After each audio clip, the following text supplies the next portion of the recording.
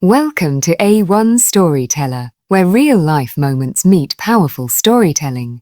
Each tale we bring you is designed to move your heart, open your eyes, and sometimes even leave you in tears.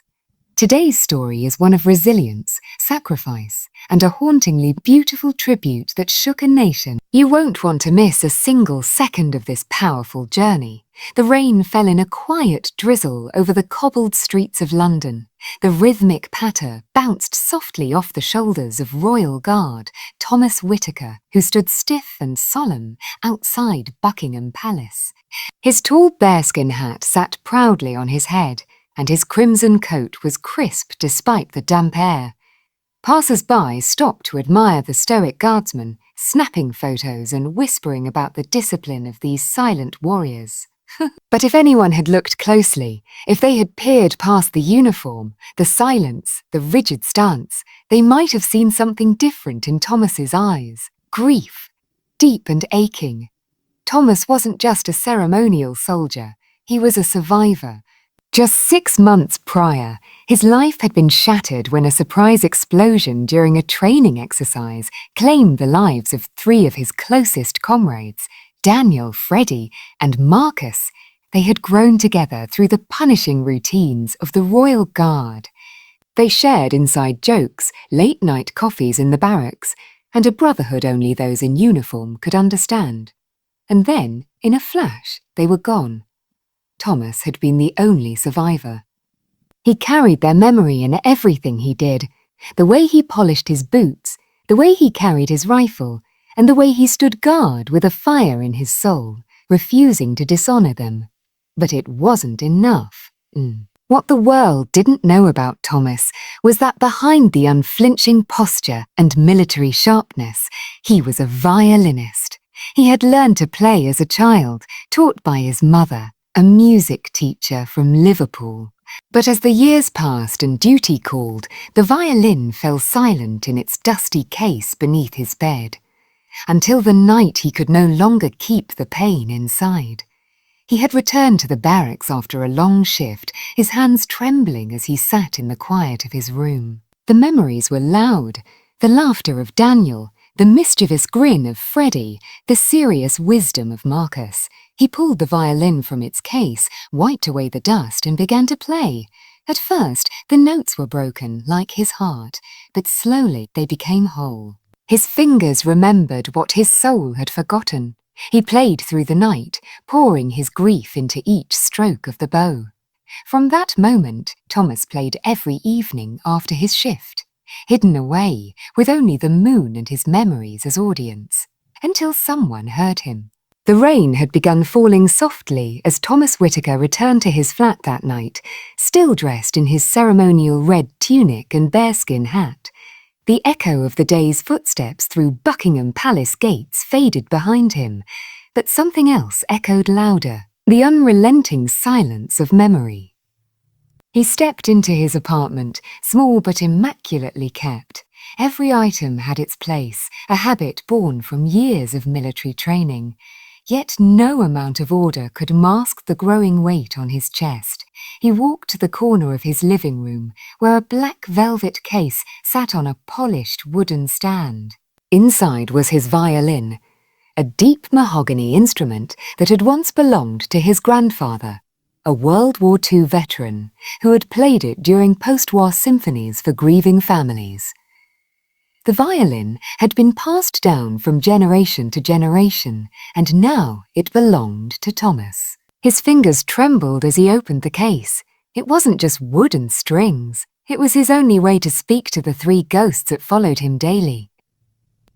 Daniel, Freddie, Marcus. He remembered them in pieces. Daniel's wild laughter, Freddie's booming voice in the canteen, Marcus's quiet gaze before a mission. They were all gone now, slain in a wide explosion during a peacekeeping mission in Syria. Thomas had been standing just meters away. The blast spared his body, but left his spirit wounded in ways no surgeon could stitch. He sat down, lit a single candle, and lifted the violin. No audience, no cameras, just memory. The bow moved slowly at first. The strings sang softly, like the whisper of a prayer. He didn't play from sheet music. He didn't need to. The melody came from pain, from nights of screaming into pillows, from folded letters that still smelled like war, from medals no one would ever wear again. And then, in the midst of the rising notes, he cried. The tears came, unbidden and hot, as the violin cried with him. He wasn't playing a song. He was calling out to them. The next morning, sunlight spilled through his curtains like forgiveness. Thomas hadn't meant to fall asleep in the chair, the violin still in his lap. But something about the night had changed him. The strings had spoken for him, and in doing so, had offered a small kind of peace. He brewed tea and opened the letter that had been sitting unopened on his kitchen counter for 3 days. It was from Lydia Taylor, an old friend from music school before he joined the service. She was now a producer on a reality show called Britain's Brightest Talent. Thomas, you heard what happened. I saw that you're back in the UK and on duty again. I don't know if this will seem odd, but I remember your violin. I remember how you played back in school, like it wasn't just music, it was prayer. I'm reaching out because I think there's something more for you to do, something people need to hear. A come audition. Not for fame, but for them. He stared at the letter, eyebrows furrowed. Thomas hadn't played for anyone in years. Not publicly, not since the war. His violin had become a secret ritual, never meant for crowds or judges. But as he finished his tea and looked again at the letter, he thought about something Daniel had once said. If you've got a voice, brother, use it before it's too late. He picked up the phone, called Lydia, and said 2 words he hadn't expected to say again. I'm in.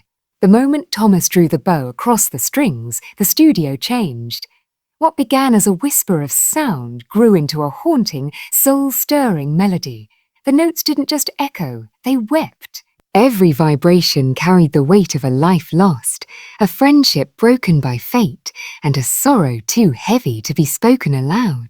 It wasn't a flashy song. It wasn't meant to entertain. It was a requiem. The piece had no name because it wasn't written on paper.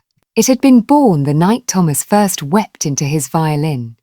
The music told a story no words could touch, one of loyalty, laughter, pain, and eternal brotherhood. The judges leaned forward, stunned. The cameras panned across the silent audience. Grown men clutched their chests. Young children nestled into their mothers, sensing the emotion without understanding the depth. Even the backstage crew had stopped in place, tears threatening to fall from their eyes. The crescendo rose like a wave, furious and passionate. It mimicked the chaos of the explosion that had taken his brothers. Then, just as quickly, the music dropped into an aching stillness, soft and vulnerable, like the aftermath. The final note lingered in the air like a ghost refusing to leave. And then, silence. Thomas lowered his violin, opened his eyes, and stood still, just as he had stood on duty so many times before. But this time, his eyes glistened. For what felt like an eternity, no one spoke. Then a single gasp from the audience broke the silence, followed by thunderous applause, then a standing ovation. People rose to their feet in waves, clapping through their tears. Sir So Tough, no-nonsense talent agent, named Marcus Hensley, removed his glasses and wiped his eyes. "I haven't cried in 30 years, he said hoarsely, and not since my own time in the military. But you, soldier, you just brought me back." Eleanor Clark, the classical pianist and lead judge, leaned into her mic. "Thomas, what you just gave us wasn't a performance. It was a memorial. I've never been moved like this in all my years of music. You honored your brothers." "You honored all of us." The other 2 judges struggled to find words, choking back emotion as they praised him. The host returned to the stage, his own voice trembling. "I think we've just witnessed something historic," he said. "In not just talent, but truth. Not just music, but memory." As Thomas stood under the spotlight, stoic once more, he felt no fear, no doubt, just peace. He had done what he came to do. The performance went viral overnight. Clips flooded social media, news outlets, and military forums around the globe.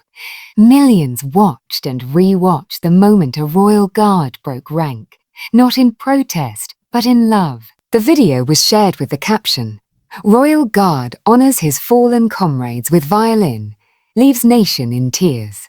Comments poured in from every corner of the world. "Me brother was a soldier. This hit me like a freight train. Thank you, Thomas."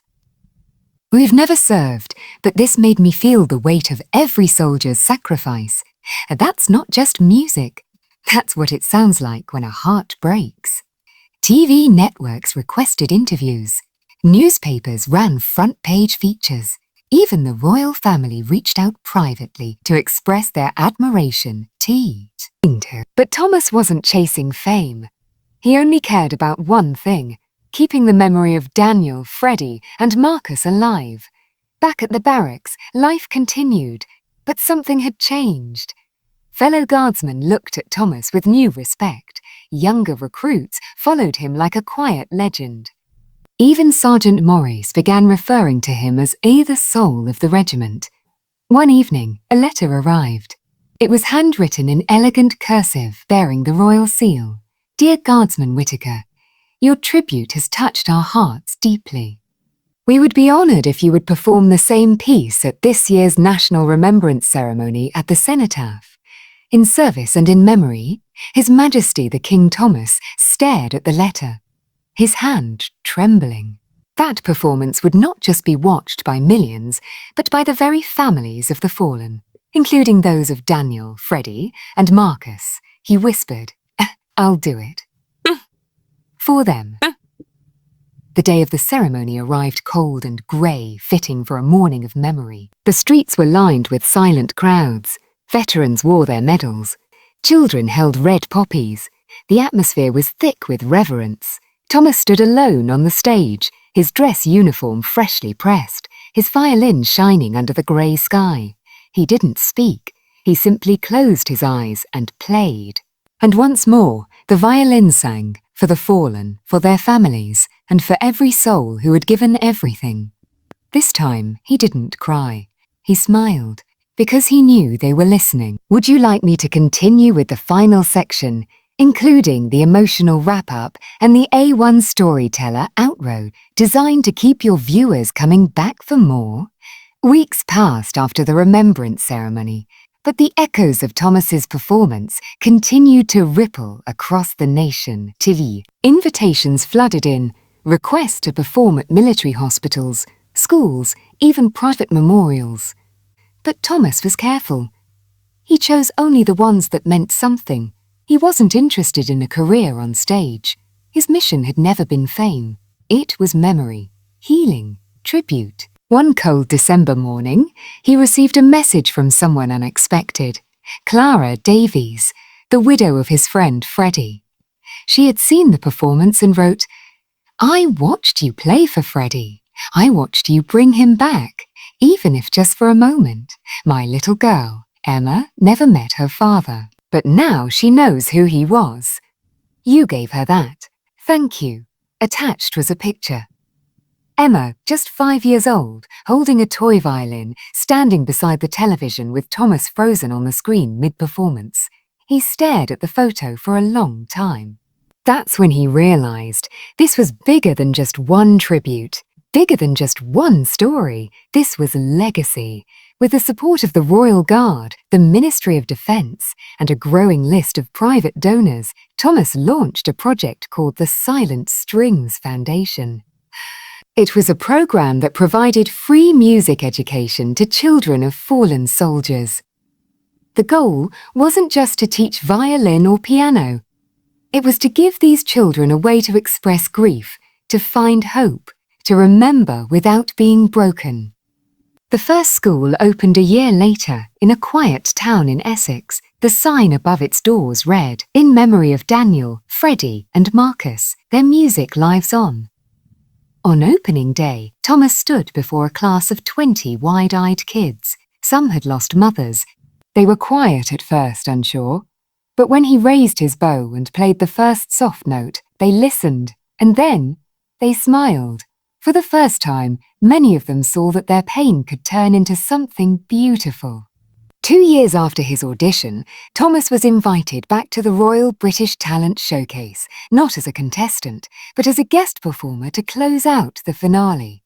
As he stepped onto that familiar stage, the crowd roared. But this time, he wasn't nervous. He carried more than memory now.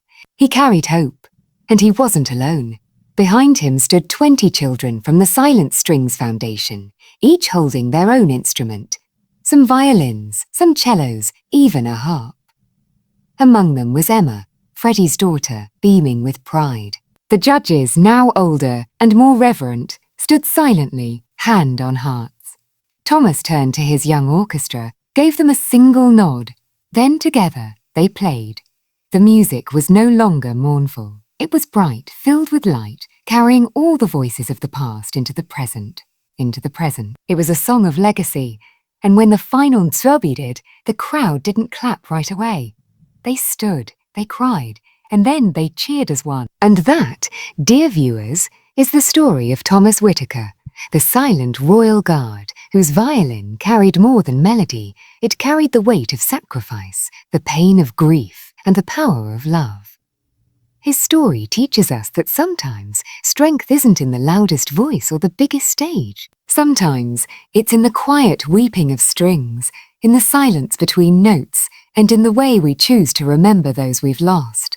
Here on A1 Storyteller, we bring you tales that don't just entertain. They move you, they teach you, they remind you of the humanity we all share. If this story touched your heart, share it. Subscribe so you don't miss what's coming next, because sometimes the most powerful stories are the ones told in silence. Until next time, keep listening, keep remembering, and above all, keep feeling.